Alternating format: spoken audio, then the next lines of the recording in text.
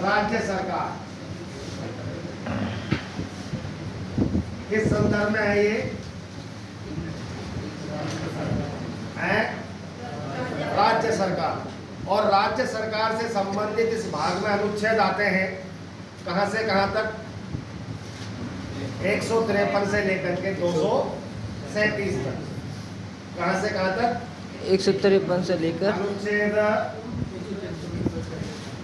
153 से लेकर के और सर 52 है वो 237 तक। सर 52 लिखा है आपने 52 लिखा है ऊपर तरफ से। कोई बात नहीं, सही कर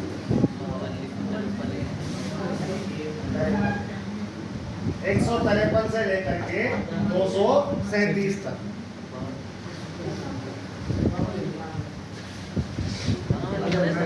तो तुम तो सही कर रहे हो, कोर्ट का ये पहले सर समझाओ फिर लिखाओ।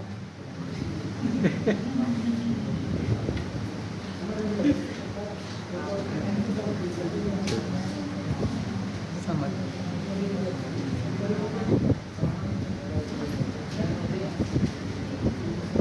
152 से 237 तक, ठीक है? 152 से 237 तक।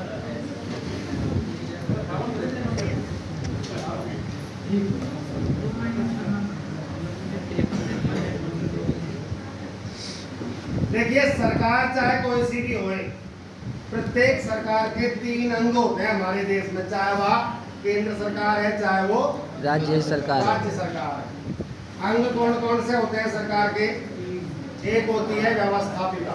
क्या होता है भाई? व्यवस्थापिका। एक होती है कार्यपालिका। कार्यपालिका और एक होती है न्यायपालिका। न्यायपालिका।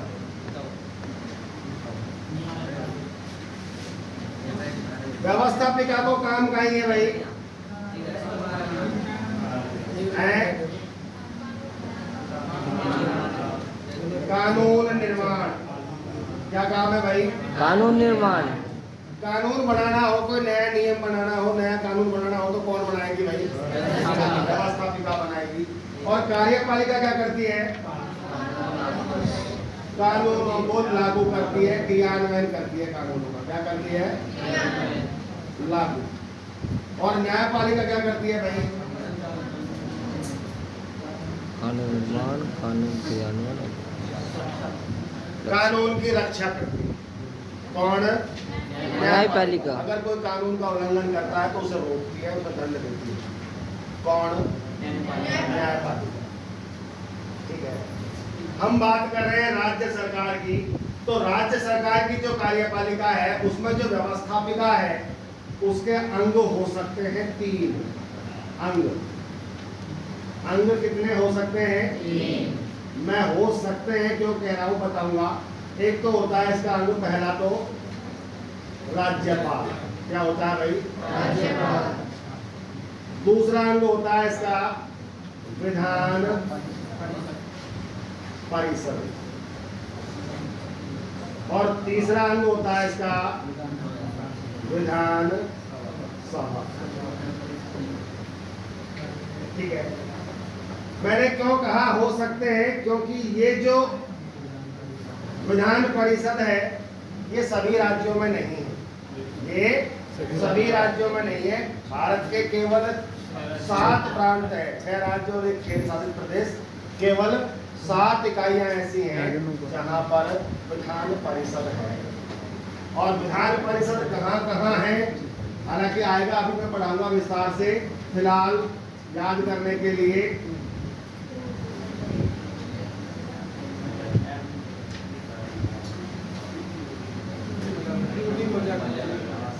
मैं तो कर ही लिया हूँ। तू भी मजा कर। तेलंगाना, उत्तर प्रदेश, बिहार, महाराष्ट्र, जम्मू कश्मीर, आंध्र प्रदेश और कर्नाटक। तेलंगाना, उत्तर प्रदेश, बिहार, महाराष्ट्र, जम्मू कश्मीर, आंध्र प्रदेश और कर्नाटक, है ना? इसलिए मैंने कहा इनके अलावा बाकी सारे प्रांतों में केवल कितने अंग हैं? 2 अंग हैं। ठीक है, इनके अलावा बाकी सारे प्रांतों में, बाकी सारी इकाइयों में कितने अंग हैं? 2 ही अंग, एक विधानसभा और एक राज्यपाल। ये 7 प्रांत ऐसे हैं हमारे, 7 इकाइयां ऐसी हैं भारत संघ की जहां पर विधान परिषद भी है, जहां पर व्यवस्थापिका के 3 अंग हैं। ठीक है, अब बात करें सदन की, तो व्यवस्थापिका के सदन होते हैं। सदन कितने हो सकते हैं इसके? तो बात वही है, एक कौन सा? उच्च सदन, एक निम्न सदन। विधान परिषद है ना, और विधान परिषद कितने राज्यों में है, कितने इकाइयों में है? और दूसरा कौन सा भाई? विधानसभा। ध्यान रहे, राज्यपाल जो है वो व्यवस्थापिका का अभिन्न अंग होता है, अभिन्न अंग होता है, किंतु किसी भी सदन का सदस्य नहीं होता है। राज्यपाल जो है वो व्यवस्थापिका का अभिन्न अंग होता है, किंतु किसी भी सदन का सदस्य नहीं होता। ये बात तो हुई काहे की भाई, व्यवस्थापिका। अब विधानसभा क्या होता है?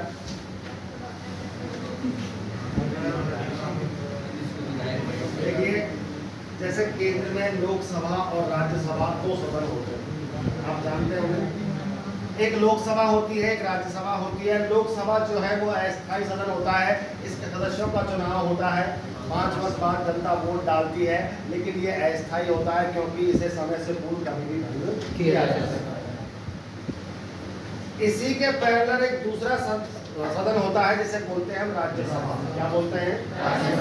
राज्यसभा के सदस्यों का चुनाव भी होता है, जनता के द्वारा ही होता है, किंतु अप्रत्यक्ष रूप से, किंतु यानी कि जनता खुद वोट डालने नहीं जाती, जनता के चुने हुए प्रतिनिधि वोट डालने जाते हैं।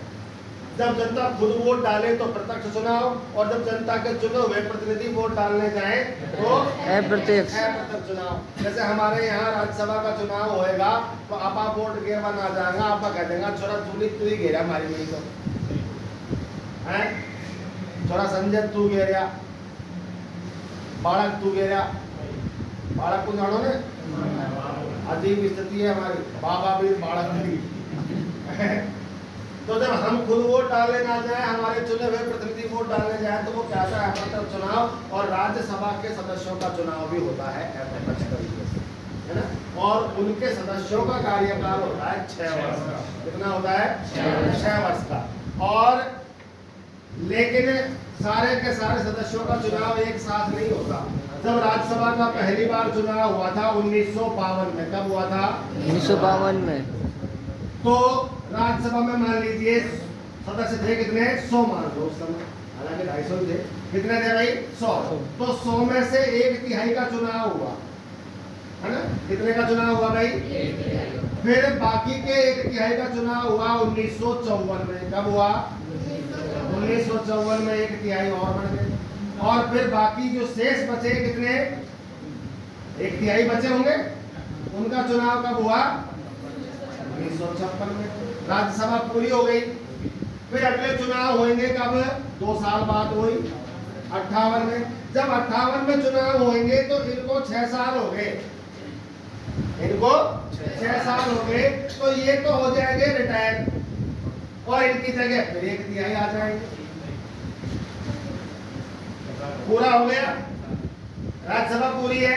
अगले चुनाव कब होंगे भाई? 1960 में। जब 60 में चुनाव होंगे तो इनको 6 साल हो गए, ये रिटायर हो जाएंगे, इनकी जगह नए आ जाएंगे। ऐसी एक संस्था है जिसे कहा जाता है राज्यसभा, और ये दोनों संस्थाएं मिलकर के करती है कानून निर्माण। कानून निर्माण केंद्र में तो है, लेकिन राज्यों में ये जो स्थायी सदन है राज्यसभा, उसकी जगह क्या होता है? विधान परिषद होता है। लेकिन ये सारे राज्यों में नहीं, सारे राज्यों में नहीं है, और जहाँ है वहां पर भी इसका कोई औचित्य नहीं, कोई औचित्य नहीं है, इसके पास कोई शक्ति नहीं है।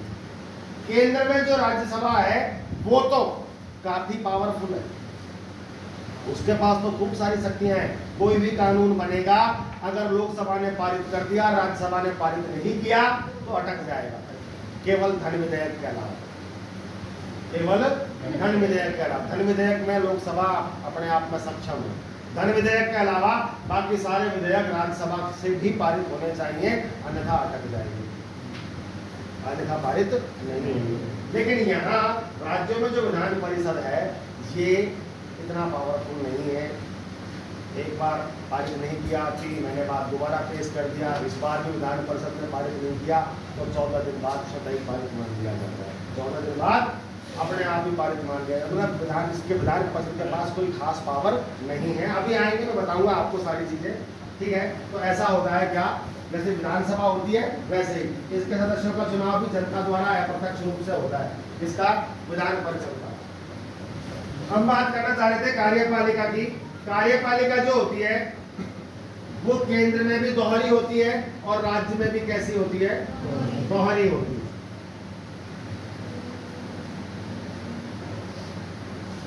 दोहरी कार्यपालिका का मतलब 2 अलग अलग कार्यपालिकाएं हमारे देश में, हमारे राज्य में। एक तो होती है कार्यपालिका कौन सी, राज्यपाल। कौन होता है भाई, राज्यपाल। राज्यपाल को राज्य की कार्यपालिका का संवैधानिक प्रमुख कहा जाता है। लेकिन वास्तविक प्रमुख कौन होता है, मुख्यमंत्री। कौन होता है भाई, मुख्यमंत्री। ये वास्तविक कार्यपालिका है और ये नाम मात्र की है। कैसी है भाई, नाम मात्र की कार्यपालिका और ये वास्तविक।